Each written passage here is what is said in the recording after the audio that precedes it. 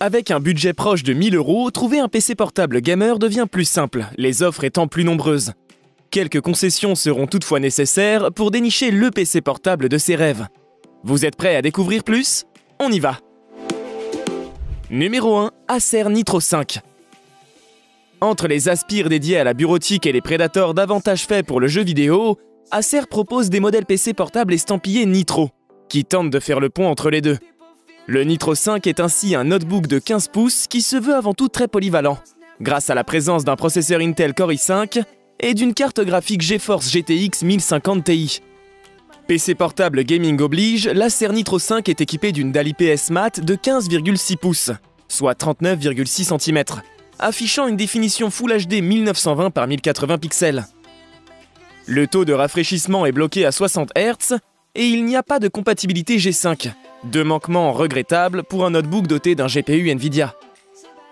La configuration de notre modèle de test, Acer Nitro 5 AN51551, se compose d'un processeur Intel Core i5 7300HQ, de 8 Go de mémoire vive, d'un SSD de 128 Go et d'un disque dur de 1 Tera. Des caractéristiques techniques classiques pour un PC portable de milieu de gamme, avec une carte graphique dédiée. Côté connectique, l'Acer Nitro 5 est particulièrement bien loti. On y trouve ainsi un port USB 3.0, deux ports USB 2.0, un port USB 3.1 type C, une sortie HDMI, un port Ethernet Gigabit, un lecteur de carte SD et une prise combo jack. Bref, tout ce que l'on attend d'un PC de ce type. Pour avoir plus de détails sur les ordinateurs présentés dans cette vidéo ou commander le vôtre, je vous invite à consulter les liens d'achat dans la description. Numéro 2, Asus ROG Zephyrus G. L'Asus Zephyrus G14 est un portable de 14 pouces qui embarque un processeur AMD Ryzen 4000 et qui se situe entre l'ultra portable et le PC dédié au jeu. Une idée séduisante, Asus Zephyrus G14 ne pèse que 1,6 kg, un poids qui le classe parmi les PC portables de jeu les plus légers. Il n'en est pas moins solide grâce à un châssis dense en aluminium et magnésium. La charnière surélève légèrement l'ordinateur quand on ouvre l'ordinateur. Le bénéfice est double. Apporter de l'air frais pour le refroidissement et améliorer le confort de frappe en inclinant le clavier. On prend d'ailleurs plaisir à écrire dessus grâce au bon retour tactile.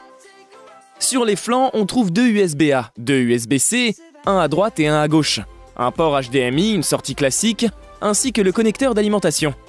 L'idée d'un portable à la fois compact et suffisamment puissant pour le jeu est très séduisante.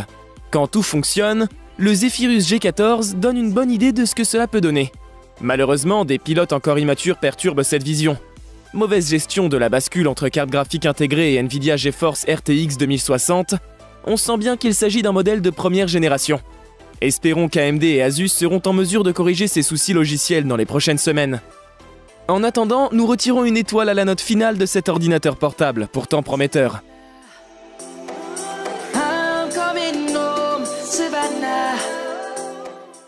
Numéro 3, Lenovo IdeaPad L340. Avec son ordinateur portable IdeaPad L340 17 IRH, Lenovo va encore plus loin et vous offre une machine beaucoup plus compétitive. Aux performances excellentes, ce PC portable est équipé d'un processeur quad-core i5 9300HF, d'Intel 9e génération.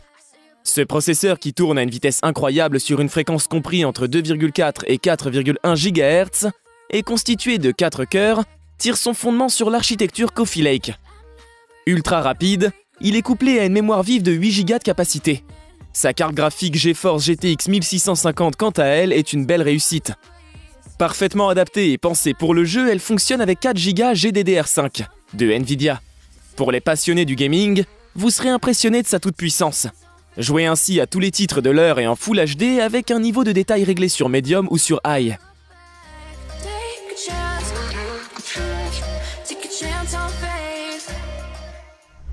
Numéro 4, Asus TUF Gaming F17.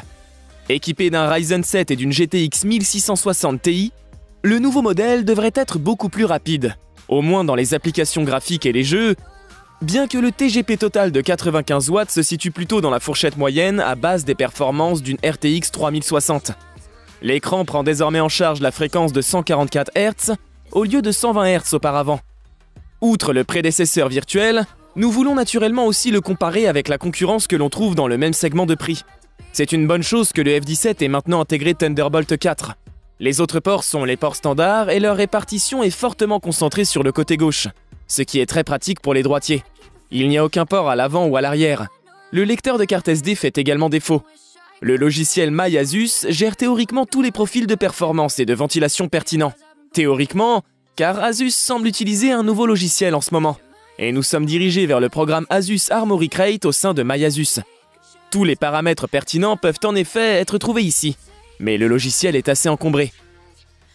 Nous avons réglé le profil de ventilateur sur Windows pour les benchmarks, ce qui signifie, nous l'espérons, que c'est Windows qui décide, ce qui fait que ces profils de performance sont prioritaires.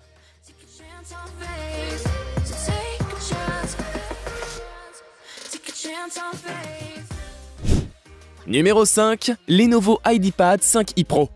Le Lenovo IdeaPad 5i Pro est une variante de l'IdeaPad 5 Pro. Ce dernier est équipé d'un processeur AMD. Ce modèle possède un processeur Intel de 11e génération, associé à un GPU Nvidia GeForce MX 450, couplé à 16 Go de RAM et 1 Tera de SSD. L'ordinateur de 16 pouces présente une bonne qualité de fabrication. Les dimensions de l'espace sont précises et il n'y a pas de protubérance matérielle. La rigidité et la stabilité ne laissent aucune place à la critique. Le couvercle et l'unité de base peuvent être un peu tordus, mais l'ensemble reste dans les limites. Les charnières maintiennent fermement le couvercle en position, mais elles lui permettent d'osciller un peu. L'angle d'ouverture maximale est d'environ 155 degrés. En outre, il est possible d'ouvrir le couvercle d'une seule main. Pour avoir plus de détails sur les ordinateurs présentés dans cette vidéo ou pour commander le vôtre, je vous invite à consulter les liens d'achat dans la description. N'oubliez pas de liker la vidéo et de vous abonner, et je vous dis à bientôt.